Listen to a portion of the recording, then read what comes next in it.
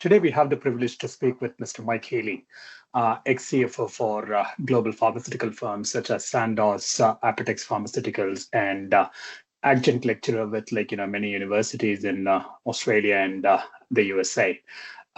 Mike is a key figure in my personal and my professional life, and I truly credit his mentorship, for the person who I am today.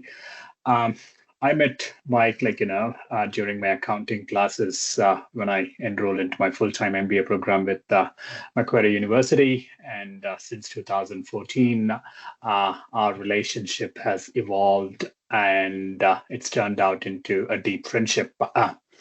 So the reason why we have Mike here is we want to explore the power of networking, mentorship, and how meaningful connections that you develop over the years can help transform careers. So all right, let's get started. Thank you, Mike. Thanks. Good evening, and thanks for joining. So we are here to talk about the power of networking and mentorship. So let's get started into the first question. Mike, you migrated to Australia several decades ago and called Sydney home. Can you just rewind and give us a flavor what it was back then, and how was your migration journey? Sure. So Raj, thanks for the opportunity to talk about it. It's exciting for me to be able to do it. So I worked for Eli Lilly, a big pharmaceutical company in Indianapolis, and had been working with them for several years to get a CFO role overseas. And they offered me a few things that just weren't really good for a person with a family because I had three small children. And they offered me the opportunity to come to Australia.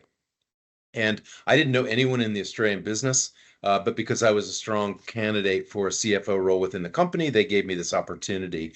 As soon as I landed, I realized that there were a lot of things I didn't know. I needed a mentor myself for what it's like to work in the Australian market, for what the pharmaceutical industry is all about. So I had an internal mentor. I had an external mentor who worked for Pfizer. Actually, he was the CFO there. I just asked him if he wouldn't mind being somebody I could kind of lean on when I had questions.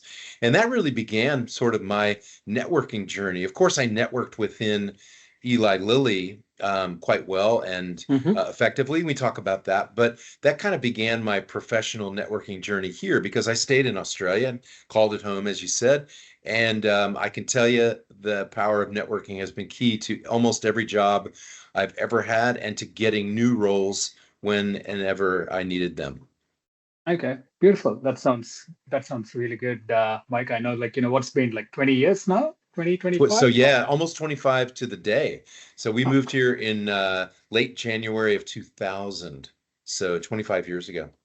And Sydney has transformed in the last 25 years, I would suppose. Oh boy, it has. I mean, there was so much infrastructure here for the Olympics in 2000, and then just driving on the M7 last weekend. Oh my goodness. There's a lot of growth in Sydney yet to come. It's a fantastic place, and people should want to come here. And I'm traveling to Melbourne this week, and it's also a great city. So there's so many reasons to consider Australia as home. Yep. We'll certainly talk about it more. Thank you, Mike. And moving on to the next question. So you balance your corporate job along with teaching, interacting with many foreign students. One example is me. Two different worlds. What's been the key takeaways?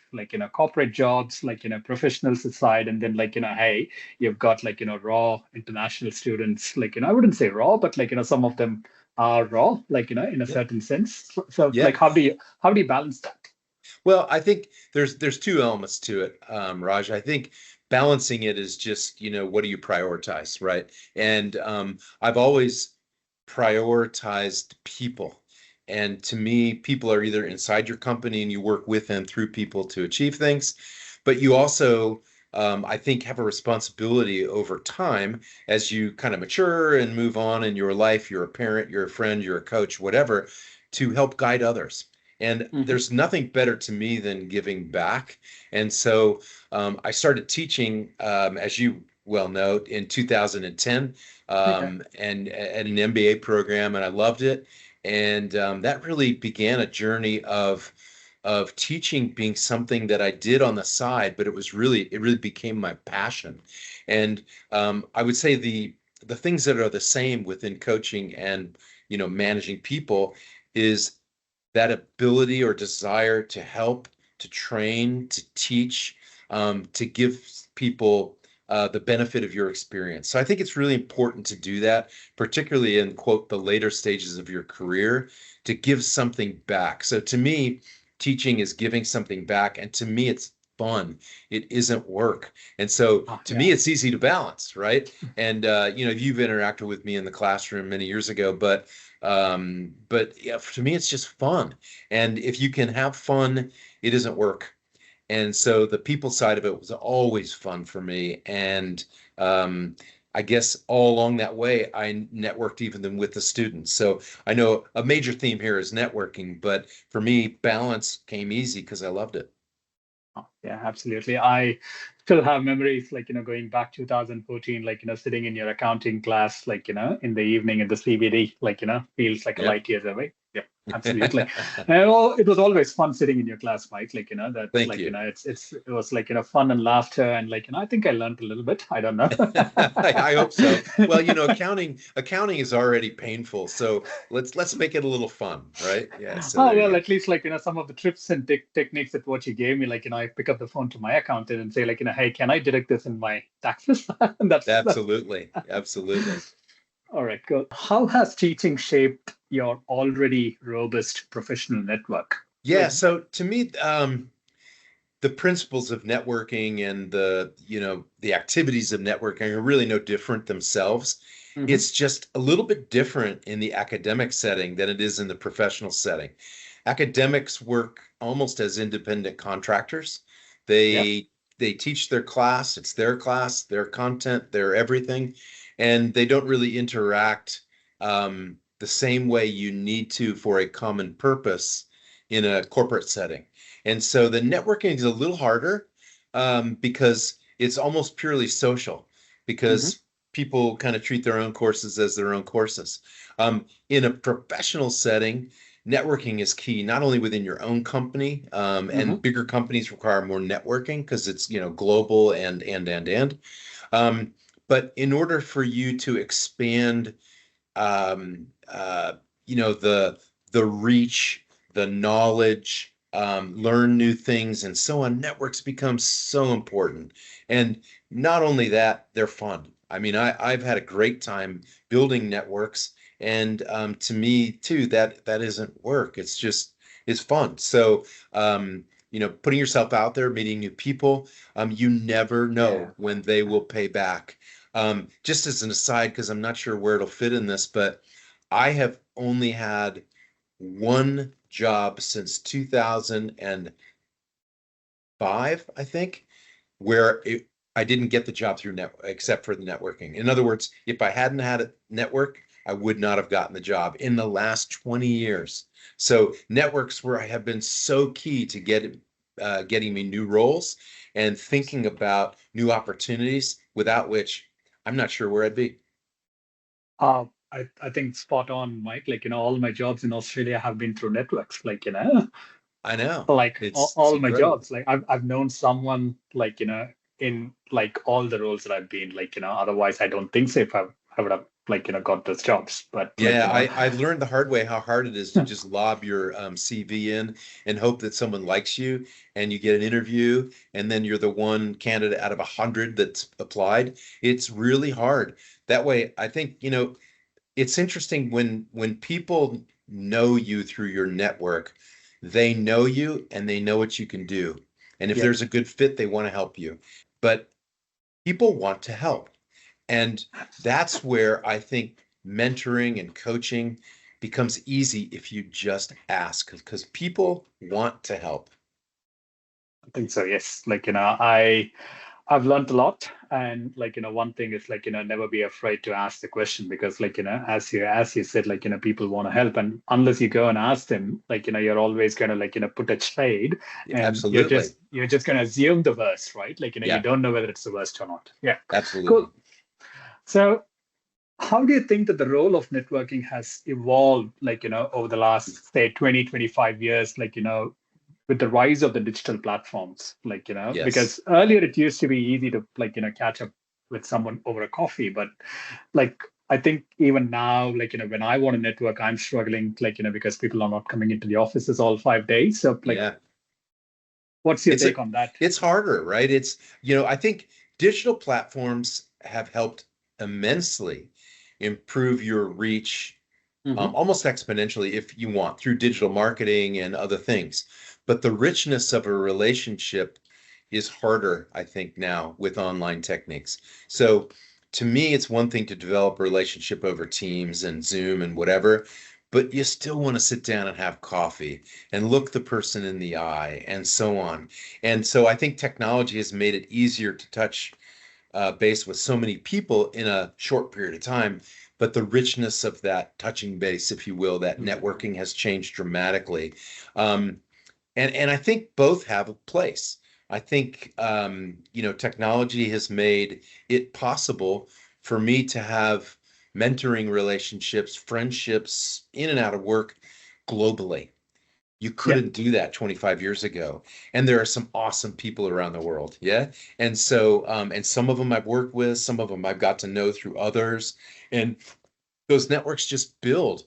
You couldn't have done that 25 years ago. So I think it has opened the world, but it also becomes more challenging to develop a truly unique individual relationship. I think I agree.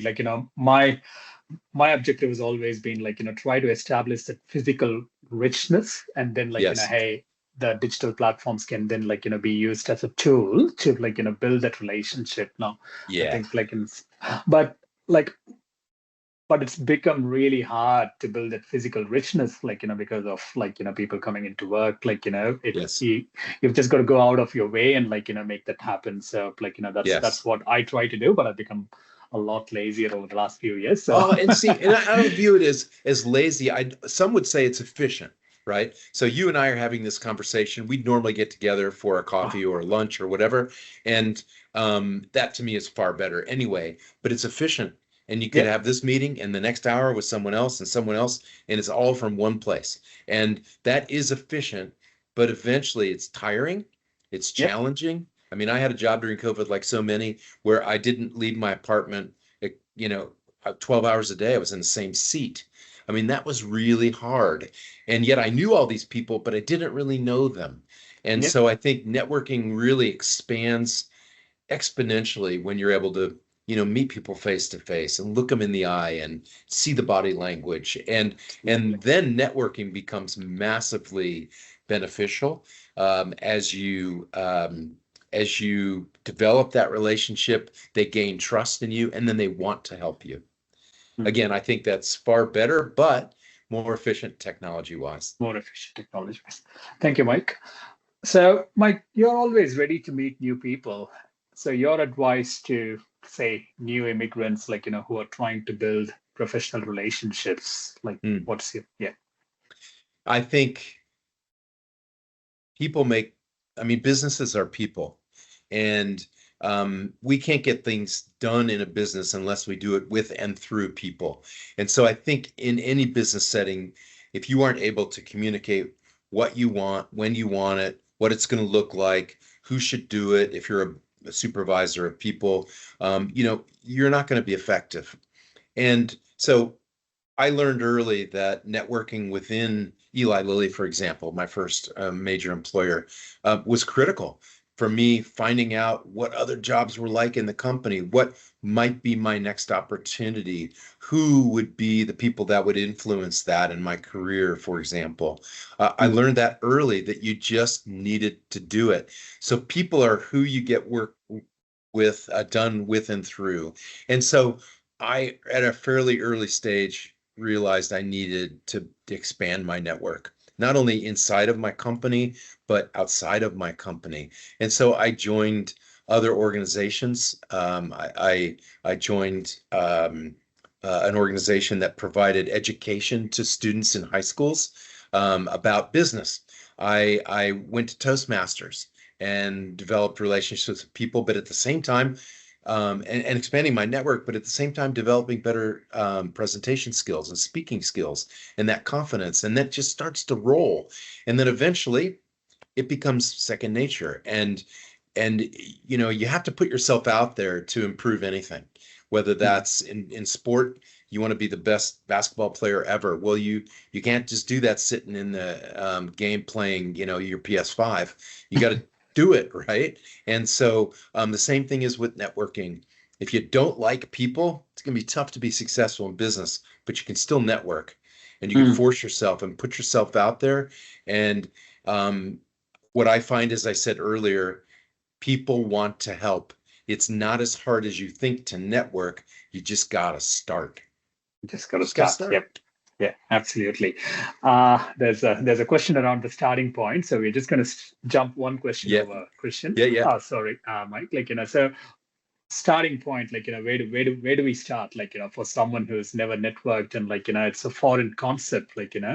For me, it was a foreign concept. Where do we start? Well, I think where you start is where. Stephen Covey is the 7 Habits of Highly Effective People. I've studied that. I've taught it. But to me, the one that's the one habit that resonates the most is start with the end in mind. So if you think about, well, where I think might like my career to go would be A, B, or C. Well, you can then start to think about, in a constructive, proactive way, who are the people that might help me get from here to point A? And you might need a coach to help you figure who those people are, or other people's opinions to figure out who those people are. But then it becomes like a puzzle, and you can follow the string. And it's that first move that's the hardest, but it has to be in a direction where you think it will have a payoff. So again, start with the end in mind. Find somebody who's willing to speak with you about the process, about, and if they like you, they will actually introduce you to 1 or 2 or 3 people. And then each of those will introduce you to 1 or 2 or 3 people. And then it just starts to mushroom, and it's on the path that you want. And that path could change as you talk to more people. I mean, nobody is going to say, I woke up one day and I want to be a doctor and I only want to talk to doctors. Okay, well, that's fine. But you might talk to other people too and find out, ooh, maybe I want to be a veterinarian. Maybe I really would rather be a nurse. Maybe I'd really rather be ABC. So I think the more people you talk to, the more you refine who you want to be and why you're doing it. And it takes that first step. And once you've done it, the next one's so much easier. Absolutely. I think one of the key metrics that I use for networking is hey, how do I know if the other person likes me or not? Yes, I've had a catch up with him. I've bought him a coffee, 30 minutes, gone.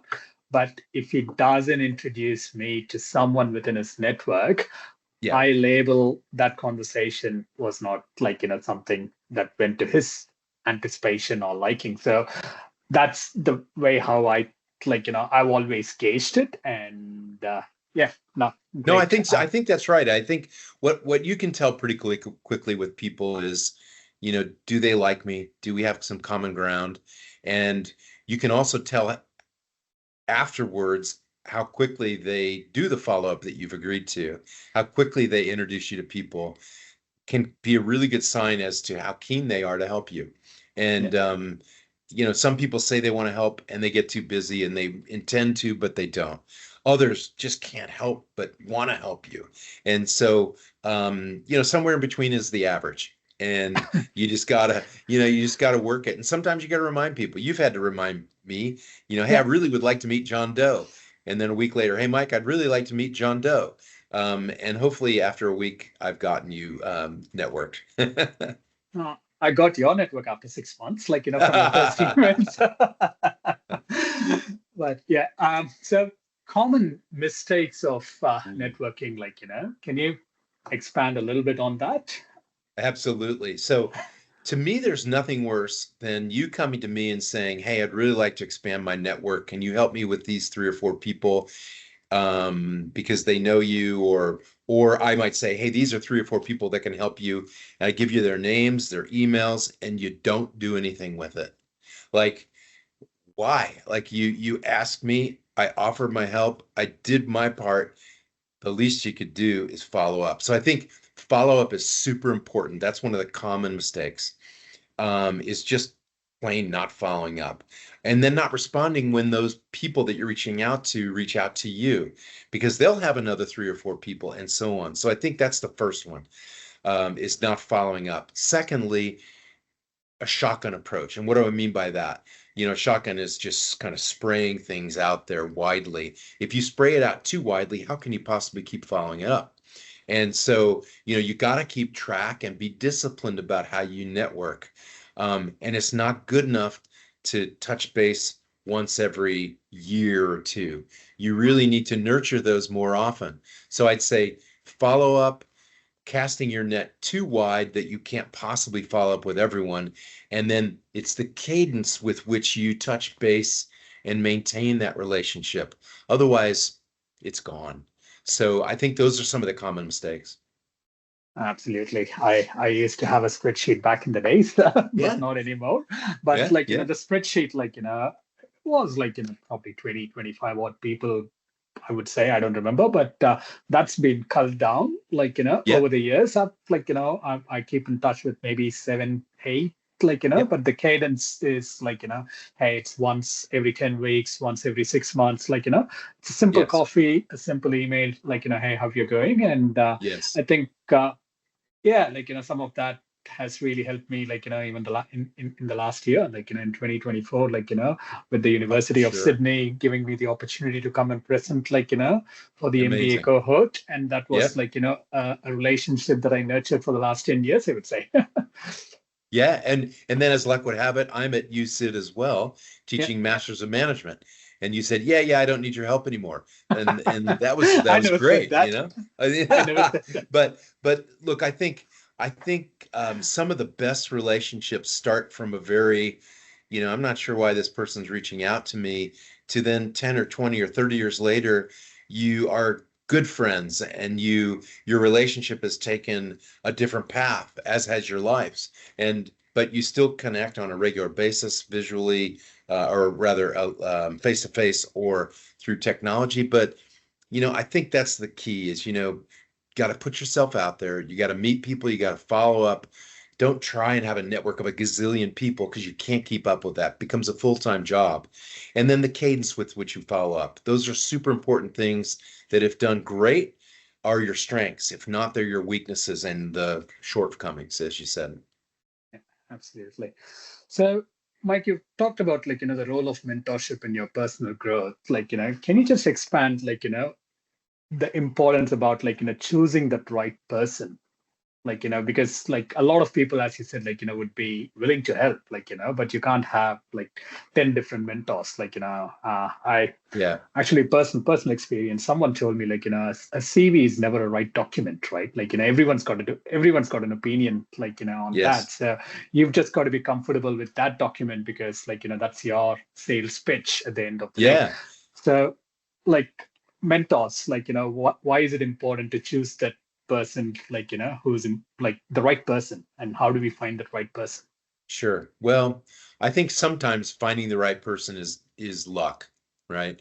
Um, and just being really honest. But unless you put yourself out there, they're never going to come to you. So I think again, you got to decide. If I would like to be, for example, the CFO of a major pharmaceutical company, then you got to start thinking about what are the kind of career paths that I need, who are the kind of people that have been successful in doing those career paths, and then you got to reach out to them. And Hmm. it might not hurt to have two or three people in different pharmaceutical companies, for example, and at different levels, because they'll all have, as you say, an opinion.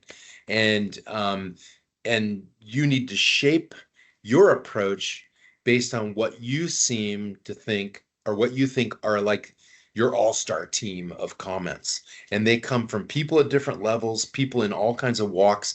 And in fact, they'll come from people outside the quote pharmaceutical industry or others. They will come from the strangest places, and you'll go, wow, that was like really powerful. And I'd really like to spend more time with this person because their insights are amazing. You just never know. But again, if you don't put yourself out there, you'll never find one. So again, I think, you start with that end in mind and start to think about, well, who are the people that have been successful in Hmm. that industry? Who do I know? Who do I know that knows them? LinkedIn is a great tool for that, but it's not the only tool. There are many tools that you might use, and the phone is one, right? And and again, you just got to start with the end in mind. I can't overemphasize that. Nah, nah, like that is definitely spot on because I've I've networked with a lot of people, Mike, as you know, starting Yeah, with you, and over the years, some people did not align, to what I was looking for, and but to be honest with you, but even those senior people in the industry have taught me something, yeah, a 30-minute a coffee conversation, I always go with the intent, hey, the least that I could get out of it is just one learning. The whole oh, 29 for minutes could sure. be absolute crap. I don't care about it. It's just that 1 minute. And is it worth $5 or whatever a coffee would be, or a tea, or a water, or a beer, or whatever it ends up being? Yeah. Is it worth it? And I'd say absolutely, it's priceless. Yes. And so you got to treat it that way, right? Yeah, it cost me $5, but it's priceless. So, to me, you got to nurture that relationship, take what you can, and some people you just don't click with, Yeah. and that's okay. You're there to network and learn, and even if you don't like somebody, you probably can learn something, you know? Oh, So, absolutely. I yeah, learned a great lesson, from one of the senior most people at Microsoft today, right? And that's helped me, leaps and bounds, during my sales career, I would say. But yeah, I didn't really click with him, so to say. yeah, But a great person, taught me yeah, something, one thing, and that's intangible. yeah, it is. It is. So I think you got to power through that. And again, the more you put yourself out there, the more comfortable you will be asking, the more comfortable you'll be face to face. You'll almost have your elevator speech tight. You'll have the 5 or 6 questions that you want to cover over the course of a coffee. And you'll get better and better and better at it. And I think that will help it along too. And you'll find that you warm up to people quickly because you know what you're doing and you don't just start asking random questions, and eventually you get better and better and better at networking, and it takes you on a path that you cannot predict. And that to me is also one of the great things about networking is you discover things about yourself because you open yourself up to new ideas, new Mhm. opinions, and you might end up somewhere you never thought you would. And how cool is that if you were always meant to be there, if you believe in fate or whatever, and this networking journey helped you get there? Awesome. Awesome. No, it is. I think one thing that I picked up was the more you network, you get better and Yeah. you get your elevator speech, more refined. Yeah. I think I realized, after my first coffee catch up with Simon from Logistics Bureau, who you Oh yeah, helped. yeah. Yeah. Yeah. And after that conversation, and Simon was very forthcoming and transparent. And he told me, the areas that I need to work on. And Yep. I was I was young. I was trying to get my feet in, and I was probably a little bit all over the place. But that conversation helped me reflect that hey, you go in with a particular a focus, what you want to Yep. talk about. But it didn't go that bad. He still I still caught up with him another time, so which was good. Yeah. But I think Well, I still feedback, sorry to cut you off there, Raj, but yeah feedback is important. And sometimes feedback is good feedback, yeah and it reinforces the things you're doing. Other times it's constructive and it kind of you get bounced in a different direction. Networking can happen that way. Sometimes your approach doesn't work and you go, ooh, we didn't get along, but maybe it was your approach or whatever. And eventually you find your way, and it gets more comfortable. And you're right, you're going to network with some people like a Simon or a Mary or whoever, and you're going to go, ugh, didn't really like that meeting, but you're probably still going to learn something. So still got to put yourself out there, but you're also looking for that next one because that maybe that person knows 2 or 3 people that maybe the next one's gold. right? So Yeah. you just got to plow on and take the learning and look for the next opportunity. Yeah. No, that is that is valuable insight, Mike. And really, again, thank you on a Sunday evening. I know that you've got your sports to get on, early in the Oh, the morning, and Super Bowl, absolutely tomorrow. Yeah. and a flight to catch on Tuesday. Yes. But I won't surprise to the viewers. Mike's joining a new role on Tuesday as a Yep. CEO for another global major pharmaceutical firm. So stay tuned. Where he's. I think I'll have a look on LinkedIn and Tuesday morning to see and my CV is coming to you, Mike. There you go. You know that one of my life's goals is to work with you, Raj. We've been good friends now for, what, maybe 12 years or so. And it'd be a pleasure someday to actually work together. So Absolutely, Mike. I've, yeah, I've got some I've got some ideas in mind, and I hopefully, know you do. You're an ideas man, and I love that. 25 or 26, we should make that as a reality. Yeah, I'd like that very much. Good for you. Good on you. All right. Well, yeah, it's been a real pleasure to talk with you about networking. I guess to sum it up, networking is important. And if you don't do it, you are missing an opportunity to learn and grow. And it takes, just like walking, it takes steps, and you got to take that first step. And sometimes that's hard for some people to come out of their shell. Maybe they're not extroverts, they're introverts, but it gets easier with time, and it helps you better achieve a career and a life that's meaningful for you because it opens your mind to new opportunities. So to me, there's nothing wrong with that. And that growth will happen, and you should open yourself to it. That's what networking is all about. beautiful. Thank you, Mike. And I just hope the viewers enjoy listening to this and on the valuable insights. Thanks, And buddy. again, thanks, thanks, Mike.